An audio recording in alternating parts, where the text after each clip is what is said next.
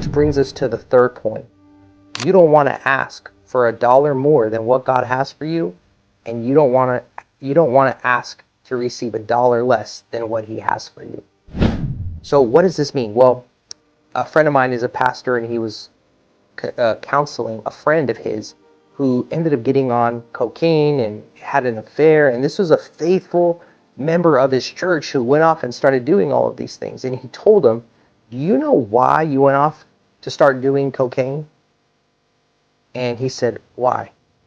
He said, because when your business blew up, you could afford to do it. He said, but when you were broke, you were here every Sunday. You couldn't even afford to have an affair. He goes, but you got blessed and the blessing crushed you. And so it's a great depiction of not asking for more than what God has for you, because what happens is when we receive more than what we can steward, the blessing becomes a burden. Instead of making you, it breaks you. So there's a saying here that sometimes you ask God for $1 and he wants to give you a bank, and sometimes you ask God for a bank and he can't even trust you with $1, right? So on the flip side, some of you are capable of way more than what you're bringing in. You have greater talent, you have greater skills, your market value is a lot higher than what you're making.